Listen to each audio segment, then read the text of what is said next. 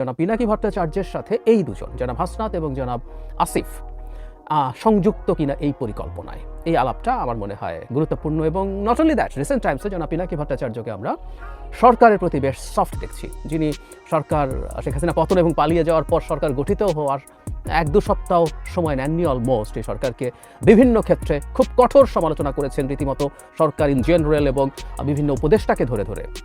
তিনি গত বেশ কিছুদিন থেকেই দেখছি যে সরকারের সেই জায়গা থেকে, সেই সমালোচনার জায়গা থেকে সরে এসে সরকারকে নানান রকম পরামর্শ দিচ্ছেন।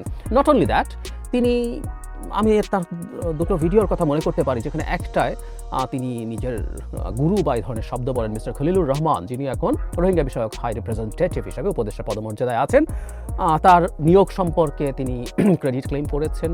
একজন উপদেষ্টা যখন নেওয়া হলো, উপদেষ্টা বা বিশেষ সহকারী অর্থ মন্ত্রণালয়ে, তার ব্যাপারেও তার ইঙ্গিত হচ্ছে, সেটার ব্যাপারেও তার রোল ছিল। নট অনলি দ্যাট, জনাব সিআর আবরার সহ আরও 2-1জনকে যখন নেওয়া হলো, তখনও তার আগে তিনি পূর্বাভাস দিয়েছিলেন যে এই উপদেষ্টা পরিষদ পাল্টাবে। সো ব্যাপারটা এইরকম, জনাব পিনাকি ভট্টাচার্য এভাবে নিজেকে নিজেই পোর্ট্রে করতে চাইছেন যে এই সরকারে তার বিরাট বিরাট ইনফ্লুয়েন্স আছে। এবং সর্বশেষ যেটা হলো, তাতে শুধু সরকার না, জাতীয় নাগরিক পার্টির অত্যন্ত গুরুত্বপূর্ণ সদস্য জনাব হাসনাত আবদুল্লাহর সাথেও তার অত্যন্ত গুরুত্বপূর্ণ সম্পর্ক আছে। অন্তত তিনি অন্তত জানতেন, বা এতে মনে হলো যে অন্তত এই 2জন সহ তিনি পরিকল্পনা করেই এই কাজটা করেছেন। আমি আবারও বলছি, তাদের দিক থেকে এটা স্পষ্ট হওয়া দরকার এবং এটা আসলে জানা দরকার আছে। হতেই পারেন জনাব পিনাকি ভট্টাচার্য যে পলিটিক্যাল ইডিওলজিতে বিশ্বাস করেন, সেটাতে তাদের আস্থা থাকতে পারে, বিশ্বাস থাকতে পারি। আমরা প্রত্যেকের সাথে একমত হতে হবে, নট নেসেসারিলি। জনাব পিনাকি ভট্টাচার্যের সাথে কিছু ক্ষেত্রে আমার একমত পোষণ করি, কিছু ক্ষেত্রে আমি দ্বিমত পোষণ করি, উনিও নিশ্চয়ই করেন। সো এটা হতেই পারে, কিন্তু আমরা আসলে একটু জানতে চাই যে এটা তারা অ্যালাইন্ড কিনা, তারা পরিকল্পনা করে। চিন্তার অ্যালাইনমেন্ট এক জিনিস, আর একটা পরিকল্পনা মিলিটারি চিফের বিরুদ্ধে একসাথে করা কিন্তু ভিন্ন ব্যাপার। এই ব্যাপারটি একটু ক্লিয়ার হওয়া দরকার। জনাব হাসনাত আবদুল্লাহর প্রসঙ্গে আসি, এই স্ট্যাটাসটা নিয়ে আমাদের একটু বিস্তারিত কথা বলতে হবে। যারা খোঁজ খবর রাখেন তারা এর মধ্যে বিস্তারিত পড়েও ফেলেছেন, কিন্তু এখানে একটা খুব গুরুত্বপূর্ণ কি টেক ওয়ে আছে, আমি সেটা বলবো। এই স্ট্যাটাসটা শুরু হয়েছে 11 মার্চ সময় দুপুর 12:30। কিছুদিন আগে আমি আপনাদের বলেছিলাম রিফাইন্ড আওয়ামী লীগ নামে একটা আওয়ামী লীগের কথা। ইয়াস, জনাব হাসনাত আবদুল্লাহ 12 তারিখেই আসলে এরকম একটা স্ট্যাটাস দিয়ে আভাস দিয়েছেন। সো এই ধরনের একটা মিটিং হয়েছে, আমরা তার ওই স্ট্যাটাস থেকে বুঝতে পারি। আবারও বলছি, জনাব হাসনাত আবদুল্লাহর একপাক্ষিক কথা বা জনাব আসিফ মাহমুদের একপাক্ষিক কথা নিয়ে আমরা কথা বলবো। এখানে একটু আগেই একটা ডিসক্লেমার দিয়ে রাখা জরুরি, পৃথিবীতে কেউ ফেরেশতা নন, সুতরাং কারো কোনো বক্তব্যকে শতভাগ সঠিক ধরে নেবার কিছু নেই। আমাদের গণ অভ্যুত্থানে জীবনের ঝুঁকি নিয়ে তারা সামনে থেকেছেন, দ্যাট ডাজন্ট নেসেসারিলি মিন তাদের কোনো পলিটিক্যাল এজেন্ডা নেই। তারা এখন রীতিমতো পলিটিক্যাল পার্টি, এবং জনাব আসিফ মাহমুদও এই দলেরই সদস্য। আই রিপিট, জনাব আসিফ মাহমুদও আসলে আদতে ডিফ্যাক্টো এই দলেরই সদস্য। তারা খুব সহসাই বা যেদিনই হোক রিজাইন করে এই দলে যুক্ত হবেন। সুতরাং তারা এখন রাজনীতি করছেন। রাজনীতিবিদদের কথা আমরা কীভাবে নেব সেটা মাথা রেখেই শুনি। এখানে তিনি বলছেন এটা দায়িত্বে আসবেন যে রিফাইন্ড আওয়ামী লীগ, সেটা সাবের হোসেন চৌধুরী, শিবিন শারমিন, তাপস, তাপসকে সামনে রাখা হবে রিফাইন্ড আওয়ামী লীগে, এটা আমার একটু অবাক লেগেছে।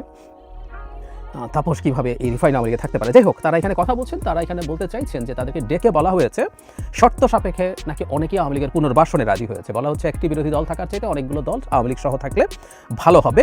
এবং ব্যাপারটা এরকম একটা সিস্টেম। কেন রিফাইন্ড মানেটা হচ্ছে, এই জায়গাটা একটু পড়ি, রিফাইন্ড আওয়ামী লীগ যাদের দিয়ে করা হবে তারা এপ্রিল-মে থেকে শেখ পরিবারের অপরাধ স্বীকার করবে, হাসিনাকে অস্বীকার করবে, এবং তারা বঙ্গবন্ধুর আওয়ামী লীগ করবে এমন প্রতিশ্রুতি দিয়ে জনগণের সামনে হাজির হবে। একটু অফ টপিক, এরকম একটা আওয়ামী লীগ আসলে আওয়ামী লীগের এবং শেখ হাসিনার 12টা বেজে যাবে, এবং আমি ধারণা করি শেখ হাসিনাই এমন একটা আওয়ামী লীগ হতে দেবেন না, আমাদের এটা ঠেকাতে হবে না। যাই হোক, পরে তারা বিরোধিতা করেন, এবং বিরোধিতা করে যখন তারা তাদের মতামত জানান, তখন বলা হচ্ছে বাধা দিলে দেশে সংকট সৃষ্টি হবে এবং দায় তাদেরকে নিতে হবে এবং আওয়ামী লীগকে অবশ্যই আসতে হবে। ইংরেজিতে হাসনাত লিখছেন Awami League must come back. তারপর তারা বলছে ক্ষমা চায় নাই, একটা দল অপরাধ স্বীকার করে নাই, তাহলে কীভাবে ক্ষমা করবে? তারপর পক্ষ থেকে রেগে উত্তর আসে, You people know nothing. You lack wisdom and experience. So we are in this service for at least 40 years. তোমার বয়স থেকে বেশি, তাছাড়া আওয়ামী লীগ ছাড়া ইনক্লুসিভ ইলেকশনস হবে না। ইনক্লুসিভ শব্দটা নিয়ে আমি একটু পরে আসছি। তারপরে হাসনাত বলছেন যে এটা তার হতে পারে না, মিটিং অসমাপ্ত রেখে আসে।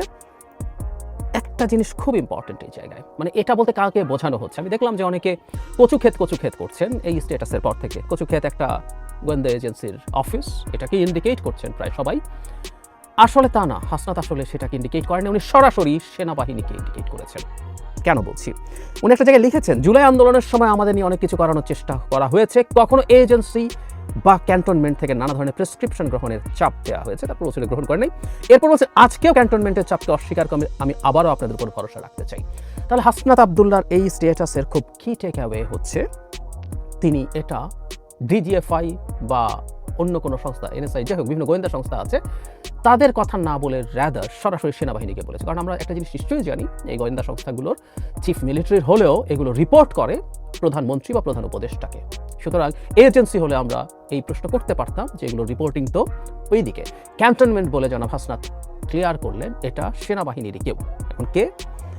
গতকালই একটা সংবাদ সম্মেলন হয়েছিল, সেখানে জনাব হাসনাত আবদুল্লাহকে জিজ্ঞেস করা হয়েছিল, তিনি কে সেটা বলেননি, অতি উচ্চ পর্যায়ের লোকজন সেটা বলেছেন। সো কে হতে পারে আমরা জানি না, কিন্তু এখানে একটা ইনক্লুসিভ ইলেকশনসের কথা আসলো এবং এক ধরনের ইঙ্গিত আবারও বলছি সেনাপ্রধানের প্রতি আছে। কারণ খুব অল্প সময়ের মধ্যেই জনাব হাসনাত একটা ছোট্ট ক্লিপ শেয়ার করেন জনাব আসিফ মাহমুদের, যেখানে তিনি সেনাপ্রধান সম্পর্কেও এক ধরনের বোমা ফাটিয়েছেন বলা যেতে পারে। যাই হোক, সেনাপ্রধান ইনক্লুসিভ শব্দটা বলেছিলেন, হুইচ ইজ রাইট। এবং এখানে সংবাদ সম্মেলনেও সেনাপ্রধানের এই ইনক্লুসিভ শব্দ নিয়ে কথা হয়েছে। এনসিপির যখন যে সংবাদ সম্মেলন করেছে সেখানে এই আলাপটা এসছে। সুতরাং সেনাপ্রধানকে ক্লিয়ারলি ইন্ডিকেট করেছে ইয়াস উনি এই শব্দটা বলেছেন। কিছুদিন আগে যে একটা বক্তৃতা নিয়ে আমরা খুবই আলোচনা করেছি, ডিবেট করেছি, ঝগড়া বিবাদ করেছি, সেখানেও কিন্তু তিনি ইনক্লুসিভ বলেছেন। এবং আমি ধারণা করি বা এটা ধারণা করার যথেষ্ট কারণ আছে, তিনি আসলে আওয়ামী লীগকেই ইন্ডিকেট করছেন। সুতরাং এক ধরনের ইঙ্গিত আছে এবং এরপর থেকে আমরা তীব্রভাবে এটাকে সেনাপ্রধানের দিকে অঙ্গুলি হেলন করেছি এবং জনাব পিনাকি ভট্টাচার্য ঠিক সেটাই করেছেন। অবিশ্বাস্য একটা ঘটনা হলো অল্প কিছুদিনের সময়ের মধ্যে জনাব আসিফ মাহমুদ ইনফ্যাক্ট দীর্ঘ একটা সাক্ষাৎকার দিয়েছেন, সেই সাক্ষাৎকারটা পাওয়া যায়, আপনারা দেখে নেবেন। কিন্তু কি জায়গাটা যেটা ইম্পর্টেন্ট আমি একটু পড়ি। আসিফ বলছেন সেনাপ্রধান জেনারেল ওয়াকারুজ্জামানের পক্ষ থেকে মূল ভেটোটা ছিল প্রধান উপদেষ্টা ডক্টর ইউনুস কেন, ইউনুসের পরিবর্তে অন্য যে কোনো কেউ আসতে পারে। ইউনুসের নামে মামলা আছে, তিনি একজন কনভিক্টেড পার্সন। একজন কনভিক্টেড পার্সন কিভাবে একটা দেশের প্রধান উপদেষ্টা হতে পারেন?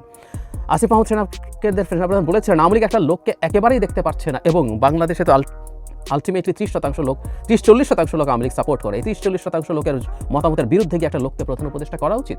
বক্তব্যে যেটা বলেছে যে এই সরকারটা তো নির্বাচন করবে, সো আওয়ামী লীগের লোকজনের যদি এই সরকারের উপর আস্থা না থাকে তাহলে তারা কীভাবে নির্বাচন হবে? শেষে জনাব আসিফ বলছেন সেনাপ্রধান সর্বশেষ আমাদেরকে বলেছিলেন বুকে পাথর চাপা দিয়ে আমি এই সিদ্ধান্তটা মেনে নিয়েছি। আবারও বলি, জনাব আসিফ মাহমুদ বা জনাব হাসনাত আবদুল্লাহর কারো কথাই আমরা সঠিক বলে ধরে নেওয়ার কিছু নাই, কারণ আমরা অপরপক্ষ জানি না এবং এগুলোর রেকর্ড আমাদের নেই। কিন্তু ওই সময়গুলোতে যে বয়ান আছে, আমি তার বই যখন বেরিয়েছিল কয়েকদিন আগে সেই বই প্রসঙ্গে বলেছি, প্রত্যেকের তার জায়গা থেকে তার ন্যারেটিভ সামনে আনা দরকার আছে। সো আমরা সত্য মিথ্যা সরিয়ে রাখি। এমন একটা দিন সেনাপ্রধান সম্পর্কে এত মারাত্মক একটা বক্তব্য আসলো যেদিন সেনাপ্রধানকে অ্যাকিউজ করা হচ্ছে আওয়ামী লীগকে বাংলাদেশে পুনর্বাসন করার আলাপে। এখানে অবশ্যই একটু বলা বাহুল্য, আবারও বলছি যে ফর্মুলার কথা যারা হাসনাত আবদুল্লাহ বলছেন এটা আওয়ামী লীগকে পুনর্বাসন করার চাইতে বরং আওয়ামী লীগের ক্ষতি করা হবে বলেই মনে হয়। আমি সত্যিই মনে করি, আমি জানি না আপনারা মনে করেন কিনা, মানে এরকম একটা আওয়ামী লীগ তৈরি হবে কৌশলগতভাবেও। এই জিনিস শেখ হাসিনা অ্যাগ্রি করবেন বলে আমার মনে হয় না। উনি যদি অ্যাগ্রি করতেন, উনি আসলে এখন এই যে এত কথা বলছেন উনি রাদার এই ভীতি থেকেই করছেন বলে আমার মনে হয়। যাই হোক, আওয়ামী লীগ বিরোধিতার এই আলাপ চলতে থাকলো এবং যারা মাহফুজ আলম তথ্য উপদেষ্টা কথা বললেন একটা ভিডিও বার্তা, সেখানে তিনি আওয়ামী লীগকে নিষিদ্ধ করার আলাপ করছেন। মানে খুব ইন্টারেস্টিং, সরকারে থাকা মানুষ কিভাবে এই ধরনের মন্তব্য করছে। কারণ সরকারের প্রধান বলছেন, এই দুদিন আগের কথা, প্রধান বলছেন আওয়ামী লীগকে নিষিদ্ধ করা হবে না। আবার একটু মেটাফরিক্যালি বলছেন যে এটা নাটাই থাকে ভারতে, ঘুড়ি হচ্ছে আওয়ামী লীগ এবং বাংলাদেশে এই ঘুড়ি আর উঠতে দেওয়া হবে না। আরেকটু অফ টপিক যোগ করে রাখি, যেন মাহফুজও তার এই বক্তৃতায় ডক্টর ইউনুস বলেছেন, মানে সেনাপ্রধান ডক্টর ইউনুস বলে বিরাট ক্রাইম হয়ে যায়, উনি অবাধ্য হয়ে গেছেন, উনি অপমান করেছেন প্রধান উপদেষ্টাকে। যারা মাহফুজও একই কাজ করেছেন। আমি জানি এটা হবে না, কারণ আসলে আমরা তো চেরি পিক করি আমাদের ন্যারেটিভ কীভাবে এস্টাবলিশ করতে হয়। যাই হোক, সরকারে থাকা একজন মানুষ এই ধরনের বক্তব্য দিচ্ছেন। জনাব আসিফ মাহমুদও সরকারে আছেন এখনও, এবং এর আগেও তিনি যখন বইটা পাবলিশ করেছেন হয়তো রাইট টাইম ছিল না যে কোনো বিবেচনায়, কারণ এখানে অনেক ডিবেট হতে পারে। এখনও তিনি আসলে এটা বলেছেন, তাতে আমাদের মনে হওয়ায় স্বাভাবিক এই ইন্টারভিউর সাথে আসলে সেনাপ্রধানকে টার্গেট করার প্রশ্ন আছে। যদি শতভাগ সত্যও হয়ে থাকে, শতভাগ সত্য কথাও আপনি কোন সময় বলেন, টাইমিং ম্যাটার্স, এবং খুবই সিনক্রোনাইজড ওয়েতে এটা হয়েছে এবং এটাকে জনাব পিনাকি ভট্টাচার্য আসলে ক্লিয়ারলি একটা রূপ দেওয়ার চেষ্টা করেছেন যে এটা পরিকল্পিত। দুদিন আগে তিনি জানিয়েছেন, আমি ওনাকেই জাস্ট কোট করলাম, যদিও আমরা যারা খেয়াল করেছি তারা এইভাবেই ইন্টারপ্রিট করতে পারতাম। এটা উনি